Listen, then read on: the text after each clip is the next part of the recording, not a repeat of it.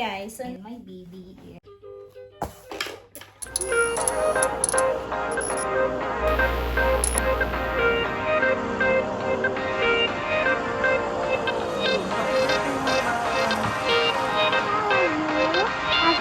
Mama is dirty ba? Mama is dirty! Mama is dirty!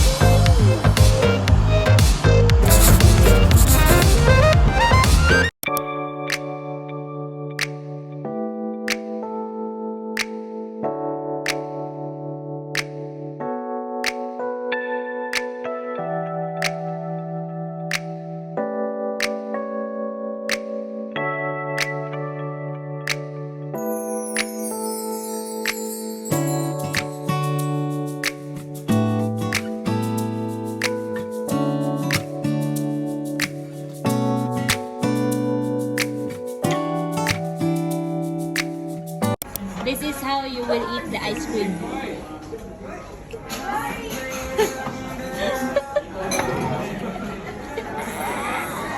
Yummy!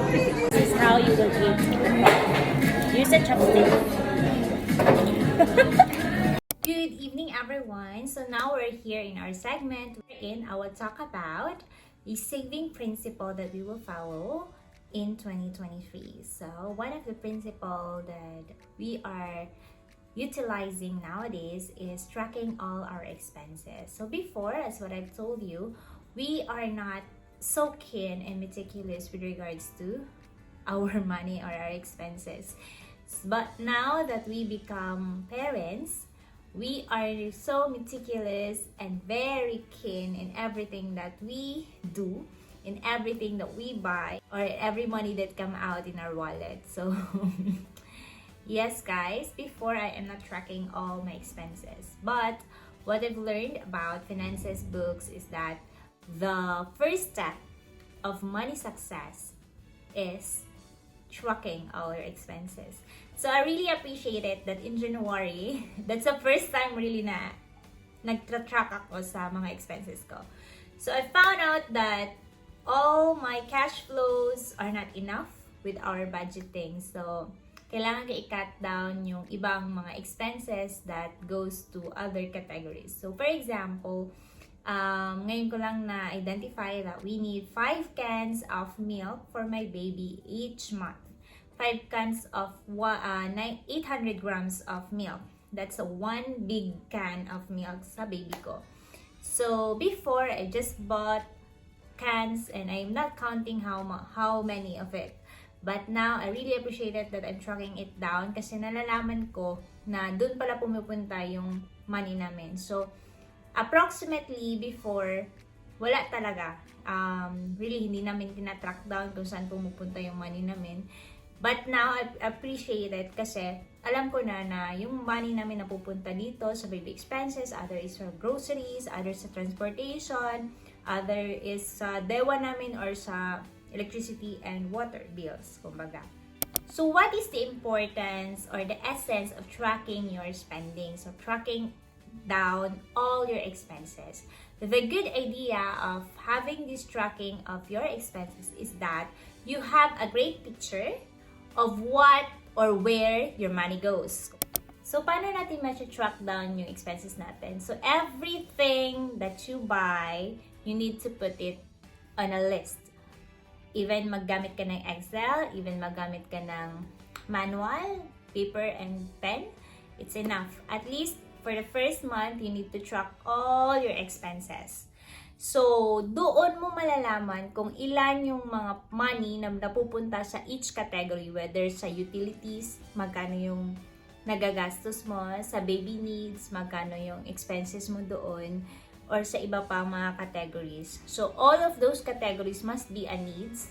At least, you need to categorize what are the things that you need and what are the things that you don't need at all. So, once nalaman mo yun, dun mo malalaman kung ilang percentage yung kailangan mo sa each category. So, what I've learned is that you need to budget the 50-30-20 principle.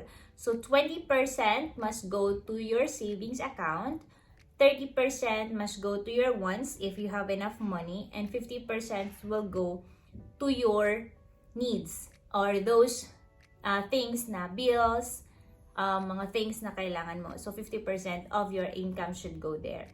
However, if it's not really enough and you think that your money is not enough to do or to spend money for your wants, and then you need to stick to your plan and to be very rigid in following the 80-20 principle, and that is to follow 20% of your income goes to your savings and the 80% will go to your needs. How we will categorize, it's up to your budget plan. So this is what we call financial planning. You will plan ahead all of those expenses that you need for the next month. So now I am planning it 1 week before the salary will come out. So I'm planning it like every 25th. So I will plan it 20th so that alam ko na kung ilan yung mga bills ko. For example, ilan yung babayaran to sa electricity and water, magkano yung makukuha dyan sa income ko, ilan yung bills ko for the internet, for the transportation, like that. Yes guys, I'm currently reading a book entitled The 7 Habits of Highly Effective People. So, this kind of book is, yun yung mga usual na ginagamit ng mga CEO, all those people that is proactive people. So, what are proactive people?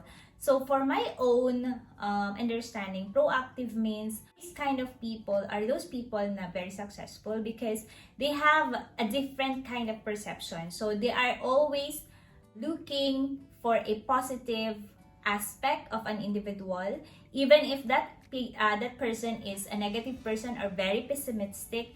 They will always not find the flaws of that individual, but rather they will appreciate what is in that individual. So proactive people, they learn how to react in a certain situation that will still be comfortable in their sides.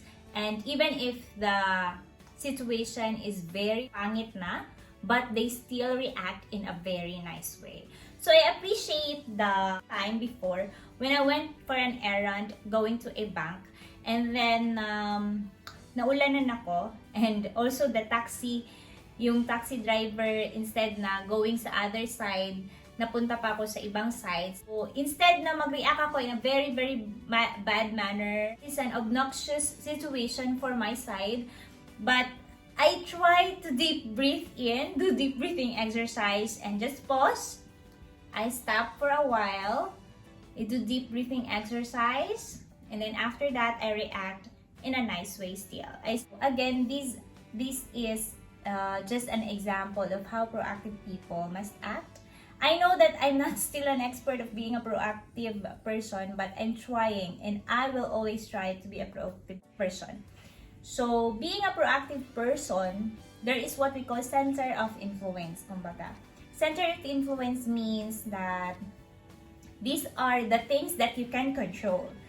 I have this colleague na sabi niya that individual has a bad attitude. So I just told her that you cannot change an individual, you cannot please everybody. But what you can change is, what you can control is how you will react on them. So instead of fighting for that individual, why not divert your attention to yourself and divert your attention to those things that you can control. This is what we call the circle of influence. So we have a certain circle that you can manipulate, kumbaga. You are in control of that. So why is it I'm sharing it to you guys? It's because according to the book, if you learn something, you need to tell to other people at least within 48 hours. So kumbaga, gusto ko siyang para it will stick in your mind na. So I know it's hard to become a proactive person, but I think if you have really the passion, kumbaga, it's your passion to learn on things, to improve yourself, then I think you will be a better person once you will be a proactive one and not the reactive one. So, ano yung reactive person? Reactive person are always, they are person that is always a victim, and in every situation, they will think that it's not their fault. They're always blaming it, projecting those things to other people. Instead of acting like a victim in a situation, why not act and do your thing?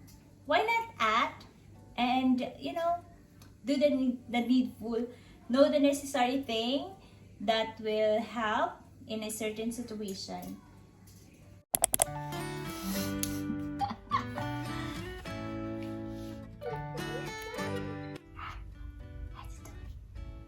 I love you so much. Mama loves you. Oh, no. You go there. Go there.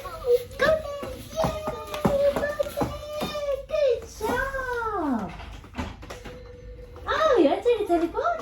Yeah. Ring a ring. What you doing? Huh? You're in a camera? Yeah, you're in a video. You're in a video. Oh no. Say hi. Hi. Tell hi.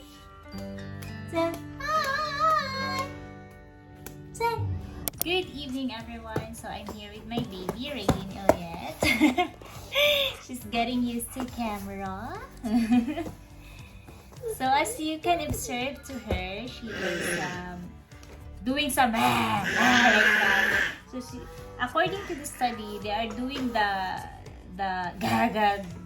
No, I don't know what it's called. What it is called. But they are doing it because they are trying to speak.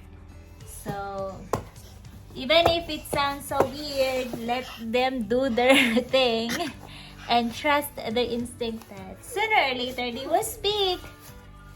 And hopefully, she will speak na agad. And I know she's very talkative.